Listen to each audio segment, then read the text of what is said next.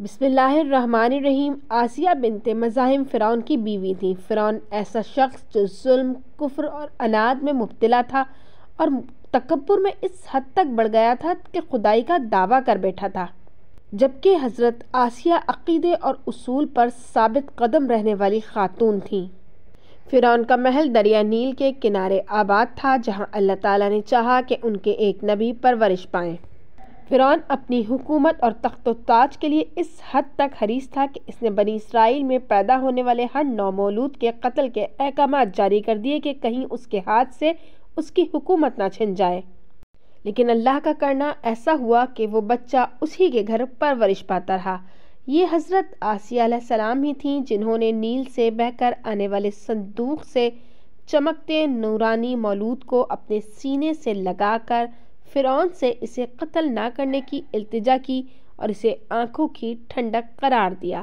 فرعون نے اسے قتل نہ کرنے کی حامی تو بھری، مگر آنکھوں کی ٹھنڈک ماننے سے انکار کہا۔ حضرت موسیٰ علیہ السلام اپنی والدہ کے ساتھ ساتھ حضرت آسیہ کی محبت اور شفقت کے ساتھ پرورش پاتے رہے، گویا حضرت آسیہ ان کی دوسری ماں تھیں۔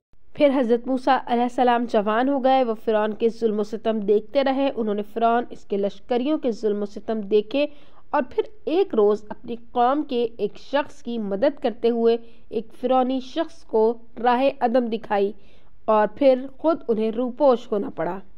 حضرت آسیہ بڑی خوفزدہ تھیں کہ کہیں وہ حضرت موسیٰ کو پکڑ کر شہید نہ کروا دے، لیکن اللہ رب العزت نے اپنے نبی کو فرعون اور اس کے لشکر کی مکاریوں سے بچا لیا۔ سال پر سال گزرتے رہے، حضرت موسیٰ مصر لوٹ کر نہ آئے۔ حضرت آسیہ موسیٰ علیہ السلام کو دیکھنے کے شوق میں ان کی جدائی پر غمگین رہتی۔ آخرکار ایک دن حضرت موسیٰ علیہ السلام کی آمد کی اطلاع ان کے کانوں تک پہنچی، لیکن اب وہ اللہ کے رسول بن کر آئے تھے اور فرعون سے بنی اسرائیل پر سے ظلم کا خاتمہ اور ان کی فلسطین کی طرف ہجرت کا مطالبہ کر رہے تھے۔ حضرت آسیہ بہت زیادہ خوفزدہ ہو گئیں۔ انہیں یقین ہو گیا کہ حضرت موسیٰ علیہ السلام ظالم فرعون کے ہاتھوں ضرور قتل ہو جائیں گے، لیکن انہیں یہ معلوم نہ تھا کہ وہ آیات اور نشانیاں اور دلائل لے کر آئے ہیں۔